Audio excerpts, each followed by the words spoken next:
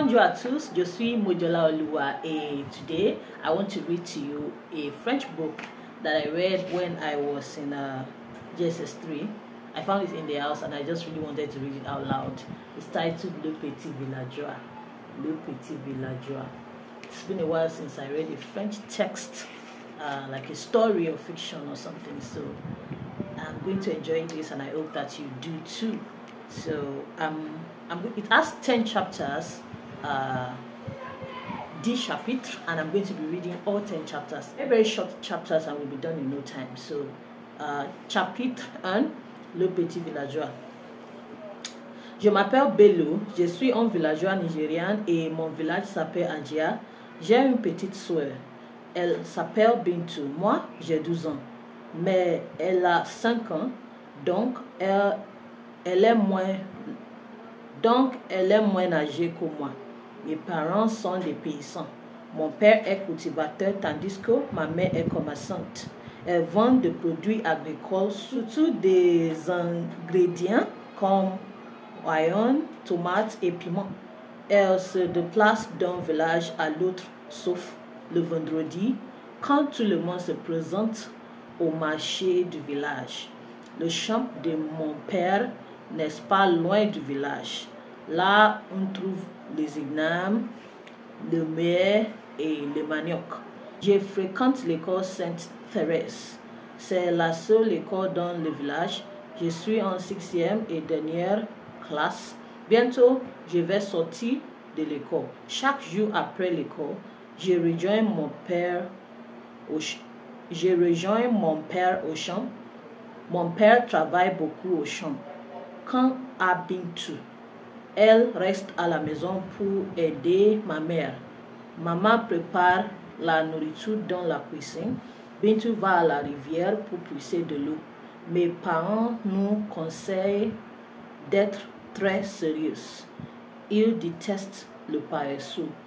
Ils nous disent toujours, le travail ne tue pas.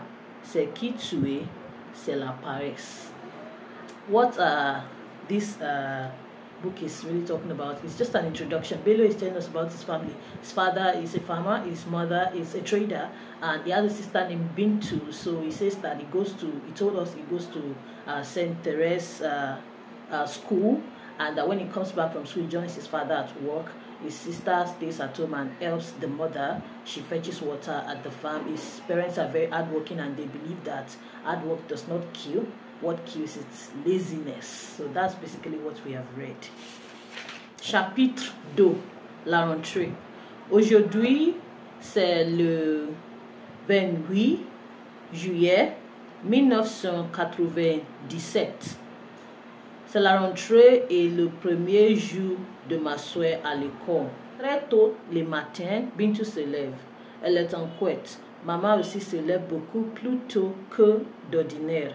Elle se lève à 6 heures d'habitude, mais aujourd'hui, elle se lève à 5 heures moins le 4. Son chapelet en main. Elle fait ses prières dans une petite mosquée près de la maison.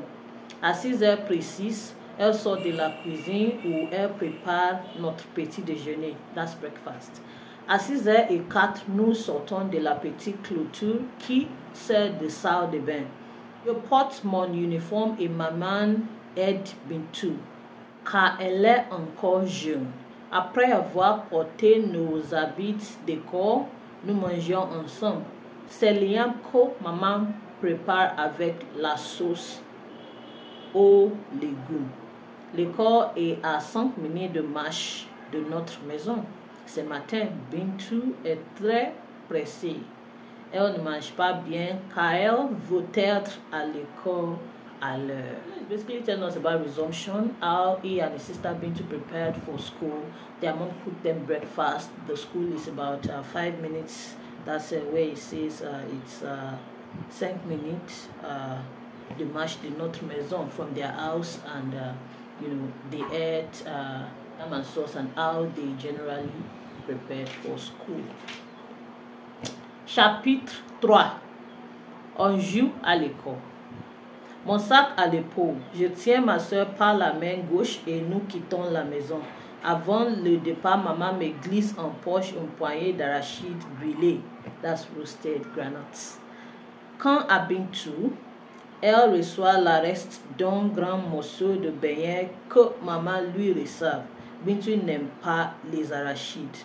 So Bintou I think she got puff puff or buns or bean cake or something because she does not like granuts. Nous voici maintenant arrivés à l'école. Nous allons directement dans ma classe et tout le monde regarde ma soeur.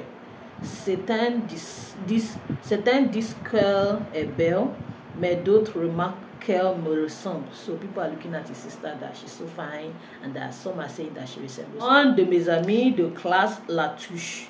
Elle lui répond d'un sourire sans rien dire. Puis nous sortons de ma classe pour rejoindre les autres élèves dans la cour. Bientôt, la cloche sonne pour nous inviter à la prière devant le bureau du directeur.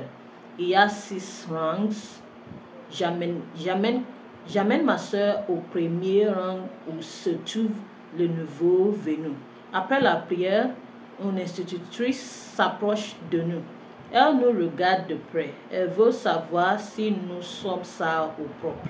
Chaque élève tend le doigt vers l'institutrice. À travers ses lunettes, elle voit les ongles longs et sales. Comme punition, elle donne des coups de règle sous la main. Notre mère n'aime pas la saleté. Elle est toujours propre. Elle se coupe toujours de tout, y compris les longues, les dents et même les oreilles. Au lieu de recevoir de coups de règle, l'institutrice me tape très tendrement au dos pour indiquer qu'elle est contente de moi. Les nouveaux venus sont les plus propres. Leurs uniformes sont tout neufs et les cheveux et les ongles sont bien coupés. Maintenant, c'est le tour de Bintou. De mon rang, je la vois regarder le visage de la dame. Pour après, l'institutrice la tape au dos avant de continuer. So it's just talking about they went to school, he took roasted granuts, his sister did not like them, so she had a bean cake or something fried taken with her, and then it was her first day in school. That's what chapter 2 was about. So everybody was looking at her that, oh, she's so beautiful, and then they thought, oh, she resembles him. And then the head teacher came and was describing the head teacher and all of that. And then the head teacher addressed them and did the needful. So, chapitre 4. Il faut saluer le parent. Chaque matin, nous saluons nos parents. Comme je suis un garçon, je me prosterne tandis que Bintou s'agenouille. Aussi, j'observe très souvent que maman s'agenouille quand elle salue mon père. Quant à papa, il se prosterne en saluant mon grand-père. Mon père aime parler de choses que nous ne devons pas faire et de choses à ne pas manger ou toucher. Selon lui, par exemple, les jeunes doivent respecter le vieux. D'après lui, ce n'est pas seulement nos parents naturels que nous devons respecter. Au contraire, nous devons considérer tous les vieux du quartier comme parents. Les parents sont contents quand les jeunes saluent avec respect. Ils nous achètent beaucoup de choses et nous donnent beaucoup à manger. Les enfants qui manquent de respect pour les vieux ne sont pas du tout aimés. Par conséquent, ils ne grandissent pas comme il faut. So, I love this chapter. Oh, it's not finished. Au village, ce sont les jeunes respectueux qui acquièrent la sagesse des vieux. Ils rêvent cette sagesse aux jeunes respectueux qui aident les personnes âgées. I like this chapter because it's talking about culture. So it has pictures, by the way. Pictures. So I was talking about how he greets his father Bintu kneels down, he prostrates, the mother kneels down for the father too, the father prostrates for the grandfather. So just the father tells them what to do and what not to do, what to eat, what to touch and what not to touch or eat. And he also said the parents taught them that they are not to respect just their parents, but people who are like in a position of parents to them in the society. So he's basically just talking about the greeting culture. And that's where the title derives, Ifo Salue les parents. We ought to greet our parents. That's what Ifo Salue les parents means. I'm so happy because I instinctively remember many of these things from memory, what they mean, how they are pronounced. Of course, there are some that I did not too while reading this, but for the ones I remembered, it makes me feel really good. And you can see the way I'm reading it. You can see that in some places I'm pronouncing it in some ways. So you can imagine what I went through in Cotonou the other day. You know, speak little French like they think you understand all the French in the world. Je vous présente mon ami. That's chapitre 5. Mon ami intimé s'appelle Uche Okoro. Il est aussi âgé que moi. C'est-à-dire qu'il a 12 ans comme moi. Ses parents, Monsieur Agu Okoro et Madame Laura Okoro, viennent de l'est du pays. Son père est cultivateur et éleveur de chèvres. Sa mère produit et vend du foufou. Mon ami est de teint clair. Il parle Igbo, sa langue maternelle, anglais et un peu de français. Il est chrétien alors que moi je suis musulman. Mon ami est court et bien bâti. Moi, je suis lancé comme mon père. Mon ami est le plus fort de notre classe. Nous l'appelons Daniel Amokachi parce qu'il ressemble trop à ce footballeur célèbre. À part cela, Uche aime aussi le football. D'ailleurs, il porte le même numéro que Daniel. Chaque fois qu'on joue ensemble, c'est lui qui marque but avant les autres. Plusieurs fois, c'est lui seul qui marque des buts. Tout le monde le respecte à cause de ce coup de ballon extraordinaire qui échappe presque sous le gardien de but. Malgré sa popularité, mon ami est toujours calme. Il n'aime pas se vanter. Au contraire, il suit les conseils de l'entraîneur qui vient à l'école tous les mardis. Certainement, il va devenir un grand joueur. So he's talking to us about his friend. His friend's name is Uche Okoro. Parents are from the eastern part of the country. The mother sells food, the father is a farmer. Uche resembles Daniel Amokachi, a footballer, and then he plays football very well. So he believes that Uche is going to become a great footballer. So Uche is fair in complexion, you know, and Uche speaks Igbo and French, and some French. Like I also speak some French. So a few other things about Uche, basically. Chapitre 6.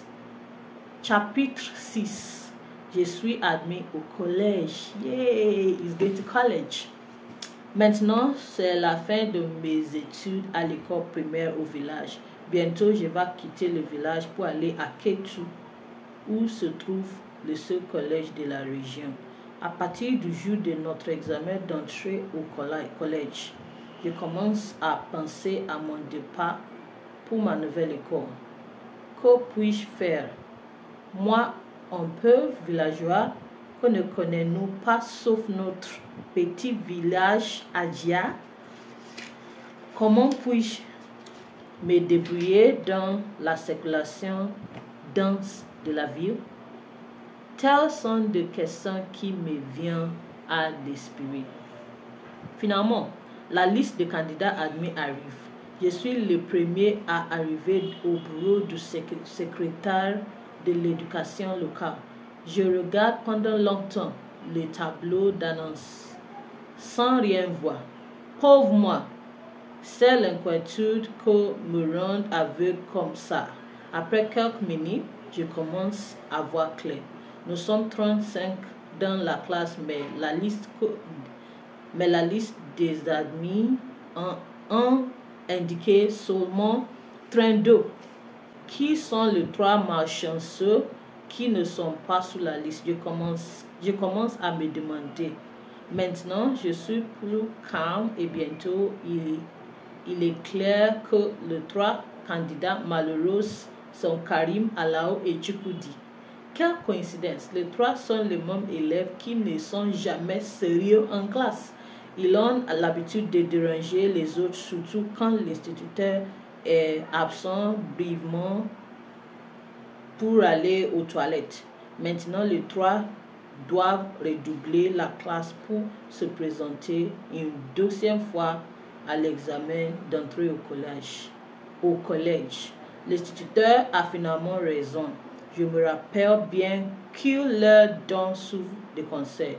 Il leur dit de changer leurs mauvaises habitudes s'ils veulent réussir à leur examen. So he's talking about admission to college, how he had to wait for the results, and he was thinking what will happen to him in college, how he would go and all of that. Then he went to check the results, and he was looking at it, he was looking for the results. So there were 35 in his class, and then only 32 people were admitted, and he realized that the 3 people that were not admitted were those 3 guys that were very unserious in his class that the teacher used to correct and counsel, but they would not listen, so they had to repeat the class and retake the examinations. Chapitre 7. Une séparation douloureuse. J'habite le village depuis ma naissance. Toute ma vie, je connais seulement la maison familiale, l'école et les champs. Je suis donc un vrai villageois. Maintenant, je dois quitter le village où l'on entend les cris mélodieux des oiseaux jour et nuit. Je dois quitter le village où l'on mange toujours à sa faim. Je dois aussi me séparer de mes camarades de jeu avec qui je fuis la brousse à la recherche des escargots pendant la saison de pluie. Mes parents sont illettrés, mais ils s'intéressent beaucoup à mon éducation. C'est pourquoi mon père garde beaucoup d'argent pour financer mes études. Quant à ma mère, elle achète déjà des approvisionnements tels une grande boîte de cacao, du lait, du sucre et des biscuits. Le directeur de l'école conseille aux parents de nous procurer ces choses. D'après lui, nous aurons besoin de ces choses-là dans les dortoirs malgré les 3 repas servis par jour au collège. Et mes livres, mon père prie Madame Bia, notre voisin, de m'aider à acheter des livres et des cahiers. Elle va à Kétu chaque week-end pour acheter les produits qu'elle ne trouve pas au village. Dans une semaine, je vais quitter le village. Ma soeur Bintou sera là pour toucher. Elle sera la seule à rester à la maison. Depuis sa naissance, je lui porte beaucoup d'affection car nous ne sommes que deux. Ma mère voit d'affection car nous ne sommes que 2. Ma mère veut avoir d'autres enfants, mais en vain. Toujours la journée, Bintou reste avec moi quand je fais mes bagages. Ils sont seulement 2. Il y a un malle pour mes livres et les approvisionnements et une autre pour mes habits. La veille du départ, mes parents m'appellent pour me rappeler des conseils qu'ils ont l'habitude de me donner.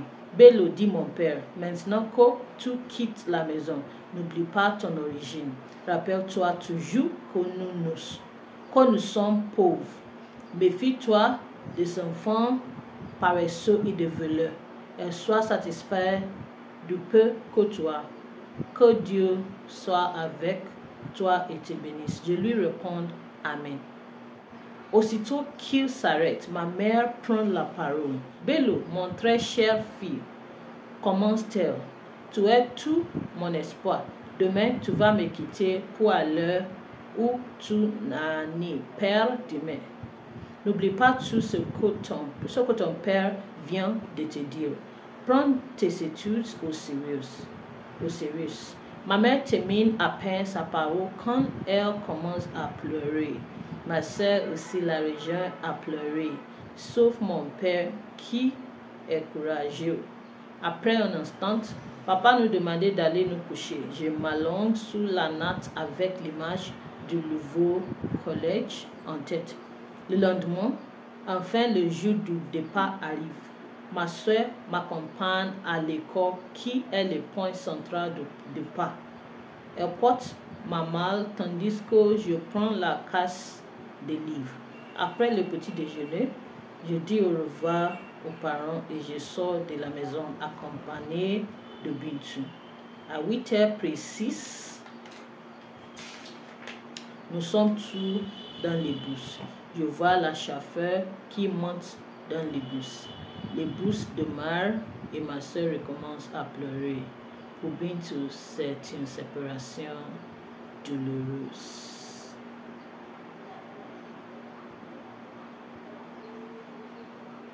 So this chapter is talking about his going to college and how it was a very emotional moment for his family. His parents advised him, this, remember the son of whom you are, don't become lazy, don't join thieves, all those things. And then, it was very emotional for his sister because they've been together since birth. He said that his mother tried to have another baby unsuccessfully.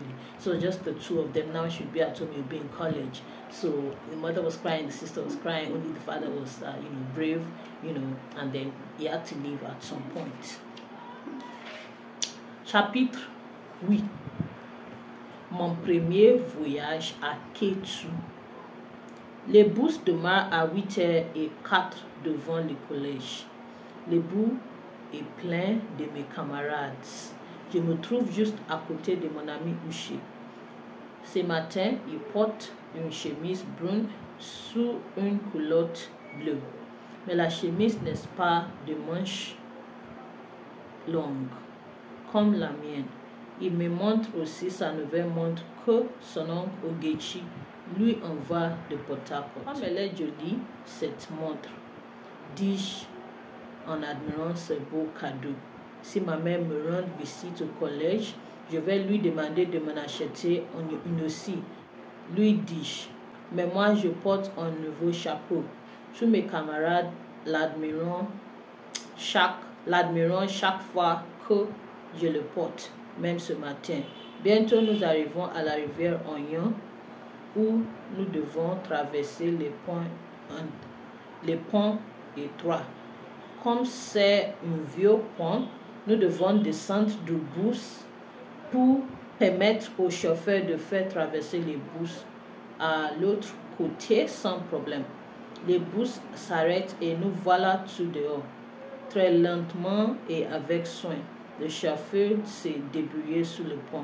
Le bus traverse et nous l'accompagnons à pied. Arrivé à l'autre côté, chacun lutte pour être le premier à gagner sa place, mais le directeur demande de l'autre. Donc lentement, nous montons et regagnons notre place. C'est le directeur qui monte le dernier et nous continuons le voyage. Les bus descendent sur une pente et soudain, deux singes traversent la route. Le chauffeur vit un peu pour ne pas les tuer. Le directeur lui demande pourquoi il ne veut pas tuer ces animaux.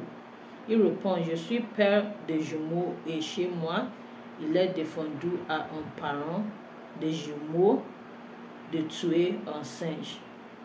Comme tu es superstitieux, crie le directeur.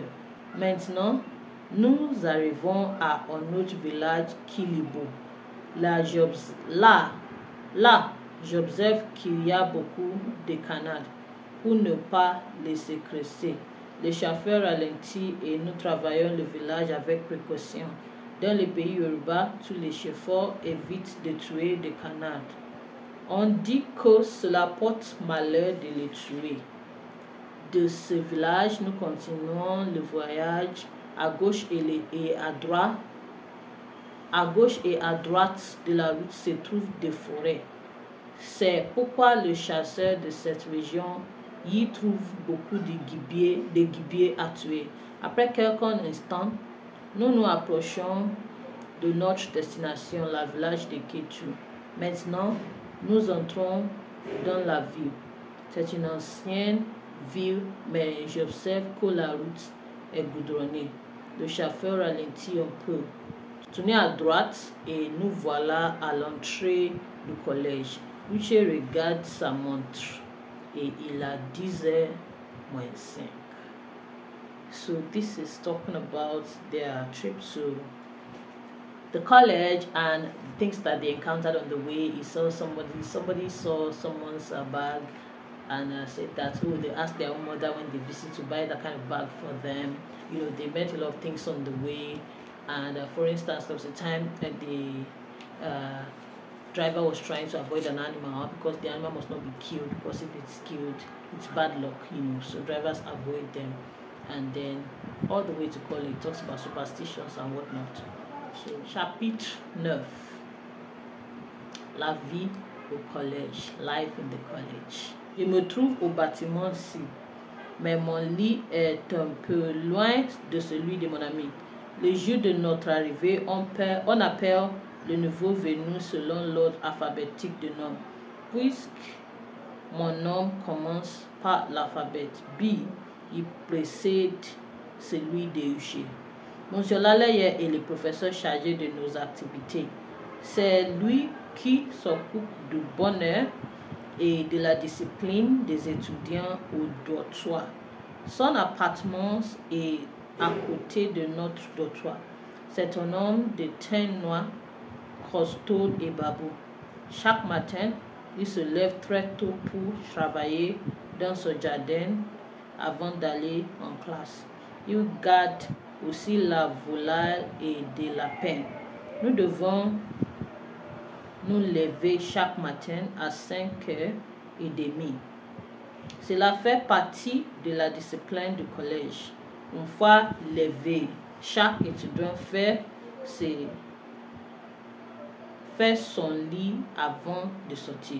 Le coupe en main, chaque étudiant travaille sa portion avant d'aller en classe. Quelquefois, surtout quand l'eau de robinet ne coule pas, nous puissons de l'eau dans les puits près du dortoir. À part les portions individuelles, nous sommes répartis en des petits groupes pour d'autres travaux spéciaux. Mon groupe, par exemple, est chargé d'arroser le fleur près de l'appartement du chargé du dortoir. Pendant la saison de pluie, nous n'arrosons pas, mais nous travaillons beaucoup pendant la saison sèche. Au début, je n'aime pas me lever si tôt les matins, mais après quelque temps, je m'habituais à cette vie militaire où l'on doit être toujours actif et prêt à travailler. Malgré ces travaux, personne ne doit arriver tard à la grande salle où réunissent les étudiants. La prière du matin commence à 8h moins le 4. Tous les enseignants, y compris le professeur, se mettent sur les quais. Cela leur permet de voir tous les étudiants dans le vestibule. Il est donc difficile à quiconque de parler pendant la prière sans être vu. Le professeur Monsieur Couty, très vigilant, connaît tous les étudiants de nom et punit quiconque parle dans le vestibule. À tour de rôle, un professeur dirige la session de prière qui est toujours précédée par les hymnes. Nous prions à la mode chrétienne 3 jours par semaine, lundi, mardi et jeudi, tandis que le chef imam dirige les prières à la mode islamique le mercredi et vendredi. Les deux religions, le christianisme et l'islam, coexistant sans aucun problème. Le programme d'études du collège inclut le français et le professeur de cette matière s'appelle Monsieur Ojo. Il est grand, robuste et babou. J'aime son accent francophone. Il nous encourage toujours à aimer la matière, c'est-à-dire le français. Quelquefois, il nous parlait de la géographie des pays de la CEDEAO. Monsieur Ojo exige qu'on parle en français et quiconque s'exprime autrement en classe reçoit 2 coups de bâton sous la fesse. Chaque après-midi, à 2h30, le cloche nous invitait au déjeuner dans une grande salle. C'est le réfectoire. Nous prions d'abord ensemble avant de manger. On se dit bon appétit. nous avons l'habitude de prendre les haricots tous les après-midi. Ça, le repas permet aux jeunes de bien grandir. Le soir, c'est le moi avec du pain, mais nous prenons le pain avec du thé pour le petit déjeuner. La sieste dure seulement 1 heure. Entre 15 et 16 heures, tout le monde doit se reposer. Après, nous regagnons la classe pour les études privées, toujours sous la supervision des professeurs. Comme dans la prière du matin, personne n'ose déranger les études du soir qui finit à 18h moins le 4. Le dîner dure 30 minutes, commence à 18h précise. Après le dîner, nous travaillons jusqu'à 21h avant d'aller au lit. So he's just talking about their routine at the college here. Talked about how they cut grass, and they had a group that had to tend to the flowers. He talked about his room, how he was far from his friend Uche's room because he was alphabetical and they were far from each other, Bello Uche. So he talked about their supervisor, the dormitory, talked about how they eat their breakfast, what they have for dinner, the time they were allowed to rest and the time they had to sleep, lights out and all. And chapitre 10, Bello écrit aux parents. Bello writes a letter to his parents. So, Ketu, le 25 mars 1997. Chers parents, je vous écris cette petite lettre pour vous informer de la condition au collège depuis mon départ. Tout d'abord, comment se porte ma très chère sœur Bintou? Bien, j'espère. J'espère aussi qu'elle s'adapte vite à mon absence. La vie à Ketu est une vie spéciale, pas comme au village où tout est sous calme. Par exemple, à Ketu, il y a beaucoup de véhicules et parfois il y a de l'embouteillage. Avant de traverser la rue, nous regardons à gauche et à droite pour éviter un accident. Très souvent, les véhicules sont pour avertir les piétons, mais les piétons n'écoutent pas. Par conséquent, il y a des accidents quelquefois. Je tiens à vous informer aussi que mes études vont bien. Je ne suis plus un nouveau venu à la vie stricte du dortoir où nous devons nous lever très tôt les matins pour faire nettoyer les dortoirs avant de nous préparer pour la classe. Comment se porte la grand-mère? Je lui recommande de manger bien après cette longue période de maladie. Dites à ma soeur de prendre ses études au sérieux et d'arriver à l'école toujours à l'heure.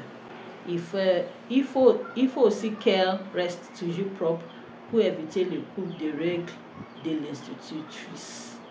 Le congé de Pâques va bientôt arriver. À ce moment, je vais rentrer pour revoir tout le monde, surtout Bintou. Après cette longue séparation, mes meilleurs sentiments à tout le monde de l'autre quartier. Votre très chère fille, Bello. So that is the end of the book. So he's just giving his parents updates. There's traffic in the city. There are accidents sometimes. He asked about his sister, asked about his grandmother's health, told them he'll be coming home for Easter, told his sister to study well, and get to school on time, all the time, and whatnot. Just an update, general update. So this is the end of Le Petit Villageois by Niyi Orodiran. Bye for now.